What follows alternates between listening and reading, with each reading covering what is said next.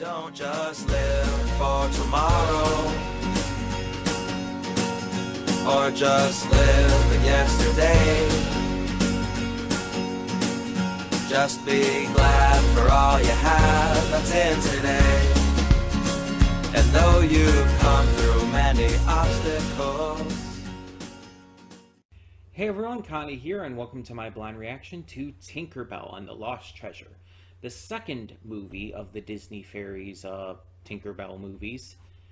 And yeah, you may be surprised that I'm doing this. This is a donation reward from Smurflogs. You may be surprised because I was not very friendly towards the first film. I had a lot of negatives about it, stemming from like the bad lesson and just honestly kind of boring. It wasn't like super exciting or fun or like the best in terms of pacing and writing and all. It wasn't like terrible. It could have obviously been much worse. But I clearly wasn't super hyped for it, so it may be surprising I'm getting to this. Well, one, it's a donation reward, so I'm requested to react to this, I'm reacting to it. Two, I'm very much willing to give it another chance, especially after Descendants. If you remember, I was not as super keen on the first Descendants movie. I actually had quite a few issues with it. But continuing the trilogy, I got to see the second and third Descendants movies, which were much, much better, like drastically better. And in fact, each one better than the last to a very notable degree. So I'm thinking, like, it could possibly happen here. They could very much improve. And there are things about the first one that I liked. Getting lore behind the fairies in this Peter Pan world and all. Getting the look at Wendy Darling in there. And of course you have Mae Whitman as the voice of Tinkerbell, and she's pretty much always great. Like, she was great in Avatar: The Last Airbender, of course. She was great in Owl House. So it's like, yeah, you expect a good voice performance. And I didn't really have too much issue with any of the voice performances from the first one. There was also some body positivity. One of the fairies, Fairy Mary, I believe her name was, somewhat easy to remember just because of the rhyme. She's actually larger in body shape and everything. And I think that's actually really cool, especially for a fairy, because fairies are usually portrayed as, you know, very attractive, standardly attractive. They're usually portrayed as being very, like, stereotypically pretty. And a lot of times with stereotypes, fat people aren't seen as pretty. So I'm really glad that they had one of the characters, and not a bad guy, by the way, be overweight. And she's still very pretty. So I really like that. I think that was a really great touch, that I really feel just, it was nice. It was nice to see that, because you don't see that all the time. So there are definitely some things to say positively about it. And so I'm definitely willing to give these movies another chance. Now, I think there's 5 total or something like that, so there's quite a few of these films. It's not just a trilogy like Descendants. But I'm definitely willing to continue checking these out. And hell, if this one and all impresses me enough, maybe we'll just keep going and get through all of them. And I've heard, I don't know if this is true, but I have heard that they actually get pretty insane in the later half of them, the later half of these Tinkerbell movies. I hear that the later half of them are a lot more exciting and fun than the first half, which could kind of make sense, because with the first movies you're trying to establish a lot. But so later on you could definitely go into more because of that. Which I think is, again, what Descendants did. I know I'm making a lot of comparisons to that, but I'm really hoping that these movies end up being like that in the case of, you know, the first one just wasn't as good. But they get better over time. I'm really hoping that ends up being the case here. But yeah, so like I said, this is a donation reward, and as a reminder, for the entire month of June 2022, we are doing a double reward special. Instead of getting one reward for every donation, you get two. So no matter how much you donate, you will get two rewards for that donation. And if you want to donate multiple times, you can get a bunch of rewards that way. It's just a special for this June, for this month, and it's a fun little thing I thought to do, as well as it does help me, save up some money for a convention I'm planning on going to next month. So if you want to and are able to, feel free to donate. If you don't want to or can't, don't worry about it. It's completely optional. It's not a necessity for anything on this channel. You'll still get to see everything with no paywall. I am very dedicated to doing that.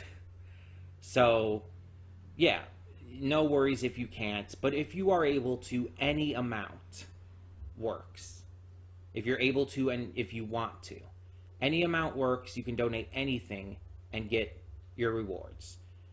And donations are taken just through PayPal. And you can even make multiple donations at once if you want just a bunch of rewards.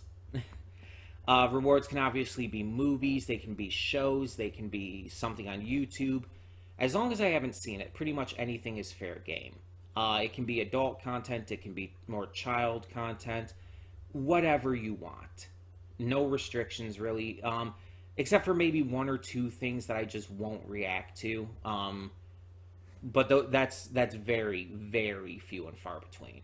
So as long as I haven't seen it, pretty much anything is fair game. You can check with me in the comments and ask it, like, have you seen this? Have you seen that? So on and so forth. But again, if you can't or just don't want to, perfectly fine. You'll still get to see everything that comes up on the channel. So that being said, thank you all so much for tuning in. And we're just going to get this started and see what this second movie is like and hope for the best. It's called, like, The Lost Treasure, I believe. Let me just check real quick. Yeah, Lost Treasure. So it's an interesting title. We'll see what it's like. Either way, when the screen fades to black, pause this redirect and go to the description below. Follow the link to the reaction, and after you watch it, come back here to the redirect and resume play. Because after it fades to black, then it fades back in. Everything from that point forward will be my afterthoughts and will contain spoilers to the episode. So, that being said, or to the movie, rather. That being said, thank you so much for tuning in, and I will see you at the reaction. And we are back, and we'll begin with spoilers in 3, 2, 1, now. I got what I wished for. I think it's pretty clear by my reaction and everything that I was enjoying this. And it's, I want to make clear, though, it's not like it's the best movie ever or anything. But this was drastically better than the first one. Like, drastically. It's very much a Descendants situation here. I made that comparison a lot in the pre-thoughts. Gonna make it again here. It's the same kind of situation. Like, with the second Descendants movie being so drastically better than the first one, it's kind of the same here. This movie, without having to set up so much and without having to, introduce all of the initial lore setup and characters and everything, this one was allowed to just shine for its story and its message. And the message in this one was actually good. Unlike the last one where it fumbled its message. And I want to make clear, I understand that they weren't trying to go with a message of a poor message with the last one. But Jesus, that's creaky. I assume that's one of the garbage trucks outside. But Jesus. I assume, and I truly believe that they weren't trying to go with a bad message last time with the entire thing about basically, in the end, not following your dreams and not wanting anything more for your life than what you're kind of assigned to. I understand that they most likely in fact, almost guaranteed that that's not what they were trying to do there. It's not what they were trying to say. But the fact is, they said it. It's what the message of the film was, whether it was intentional or not. And it's a terrible message. But here we have actually a really good message about friendship and about, taking accountability, as well as working things out when fights happen, because fights do happen. I fought with my friends plenty. It happens. But you've got to work things out. You've got to admit to your part in that. And you've got to work together to fix it. And those were strong themes in this film. And they were well handled. Because it's like, from early on, we understood that Tinkerbell was in the wrong, was at least partially in the wrong. We knew, what's his face? I'm sorry, I'm terrible with names. Terrence, I think? We knew that they were both in the wrong and both of them had to apologize, but that Tinkerbell was especially because of how she had been handling it. We knew that from very early on. So that didn't come out of nowhere or anything. But the way it was handled in here, where she kept seeing things during her journey, during her adventure, that would basically lead into that final apology and everything, between meeting and befriending Blaze, to the trolls, who are so totally a couple. I don't care what anyone says. I view them as a couple. But everything was kind of, even the fact that the mirror was not going to work, that was obvious. We weren't going to have this magical MacGuffin of an ending here. It was obvious the mirror was not going to end up being the solution. And I actually really love that there was no solution. That the Moonstone did not get fixed. I mean, there was a solution in the fact that it all worked out in the end, and Tinkerbell and Terrence figured out, and Blaze, that they all figured out how to make it work. But I like that there was no fixing the Moonstone, that it didn't come to that, and they didn't find another one even. I like that they just had to basically make do with what they had. I think that's extremely smart and good writing. And I think it's something that a lot of people who are going to watch this need to learn. That sometimes things are going to get messed up, and it's possibly going to be your fault. But you're going to have to live with that. You're going to have to work with that. You're not going to be able to just have some kind of magical, end-all fix to that problem. Sometimes things are going to be so messed up that you're going to have to live with the consequences of that and just make it work going forward. So there's another lesson in there with that. I also feel that not as many characters being focused on this time was a very huge help. The first movie, again, since it's trying to introduce everyone, we have so many characters focused on. Here, there's only a few characters focused on, with the rest of them kind of being more background roles. We see what the other fairies are doing to prepare for this celebration and all. We get to even see some of their processes, such as the two other Tinker fairies working on the fireworks stuff. We get to see a little bit of that, but it's very much a secondary nature. It's meant to be flavor on top of everything else. The focus is still very much on Tinker and Terrence here, with a little bit on Fairy Mary. And then you have the other characters introduced here as well, with even Fairy Mary wasn't even that big to the film overall. She was more of a catalyst than anything. And then you got the new characters introduced, like Blaze and all. And it's I think it was just really well handled. This movie was also a lot more fun to watch. I mentioned in the pre-thoughts the first movie was a little boring. And that's because they had to set up so much. So a lot of it felt like, I guess you could say, exposition. A lot of it felt like they were just telling us everything about this. The lore in this movie felt a lot more natural, and having it presented in the way it was, especially with the little performance, that was cool. That was fun. I liked that. And on top of it, without having to introduce everything, the pacing was better. Everything just worked itself in a lot more naturally.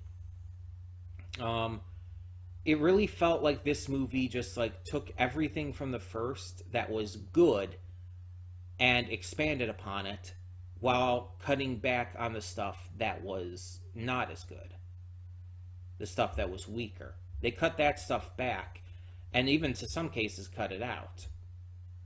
And I think it was the right idea. I think by having them do it this way, by cutting down on the focused characters, by having all of this other stuff kind of take a background role to the main story of this, it allowed the characters to shine, it allowed the story to shine. It really just allowed the movie as a whole to shine. The music felt better, it felt grander. There were definitely some little references in there. If you know Peter Pan before this, some kids who watched these didn't, so have to clarify on that. But if you had seen Peter Pan and everything prior to this, it's like, oh yeah, you'll see Tinkerbell's adventure outfit is very reminiscent of Peter Pan's. You'll recognize, like, oh, we're mentioning pirates, we're bringing that into things. Captain Hook. And I think the Skull Island we saw, or Skull Rock, or whatever it was, I think that was even from Peter Pan. So it's like we're getting some clear references and stuff in here. And I like that. I really like that. And they feel natural. They don't feel like they're out of place or just in there to have a reference to Peter Pan. They do feel naturally fitting to this world, to Neverland. So, again, I really like how this was handled. Again, the music, the voice acting, all of that was good in the first movie. But it definitely felt better here. And yeah, it visually looked good. Honestly, I don't think the visuals took like a huge step up from the first movie. Maybe slightly better, but nothing really like super obvious that you can really see. And that's not necessarily a bad thing, because I had no real issue with the visuals. So yeah, this was a massive step up. Like, legitimately a really, really huge step up after the first film in pretty much every way. This was actually really enjoyable. I had a lot more fun with it, and just in general, I liked it more. So hopefully the movies continue to go into this route, even if they don't even if there's not another big bump up in quality from here, even if they're just around this same quality, I think that would still be good. I think I'd still be happy with that. So I guess I'll say it here. It's like I am fully willing to watch the rest of these movies at this point. I think that at this point, I'm in on this series of films. Even if another one or two doesn't end up being as great, I think I'm just gonna say I'm in on these for now, because this movie has given me that much hope and that much excitement for what this could be, especially if what I did here had been true, and that the movies in the second half of the films get much more exciting and crazy. Like, if that's the case, that does actually excite me a little. So yeah, maybe Smurf will request all of the rest of them, maybe not, but we'll get to that when we get to that. In the meantime, we have plenty of other movies to get to in the future. And I think right now, because of how ahead we are on reactions, I might be able to continue doing 2 movies a week, because as you notice, this was the second movie this week. We did Return of the Living Dead at the beginning of the week. Very, very different movies, by the way. We go from a very adult zombie satire film that has violence and gore and all that fun shit, nudity, to fucking Tinkerbell. And it's just kind of really funny to me how that really didn't click with me before now. How vastly different these two movies that we reacted to this week are. But yeah, we might keep doing this at least for the time being, because we do have plenty of movies to go through, and plus we have the time. If I have the time, I don't see why not. Why we can't do more than one movie a week. But obviously only if we have the time. If I feel like next week, for example, if I feel like I only have the time to get to one of them, then I'll only get to one of them. But I think it's actually going to be a little easier, because I think part of even with the fact that the boys released 3 episodes at once, Obi-Wan released 2 at once, and it's like I had to catch up with all of that. With being caught up to all of that, and more being on track with 1 episode a week now, it's going to be a little easier than when they first released those. So I might be able to be fine with it. We'll see. Again, expect at least 1 movie a week, unless something happens. Expect at least 1 movie a week, but maybe 2 a week for the time being. And as I said before, the June special will be up for this entire month. 2 reactions for the price of 1. For every donation, you get 2 rewards. And yeah, it's up for the entire month. Please just feel free to donate anything you can if you want to. If not, again, as I said in the pre-thoughts, it's all optional. You'll never get restricted from seeing anything on the channel. It's just a way for you guys to get involved a little more actively, so that you can see, or you can make sure I see certain things that you would love me to see, and usually a lot quicker than if I got to them otherwise. Not always the case, but usually. So that being said, thank you so much for tuning in, and tell me your thoughts on Tinkerbell and the Lost Treasure down in the comments below. For now, I'm Connie, and I'm signing off. See y'all next time.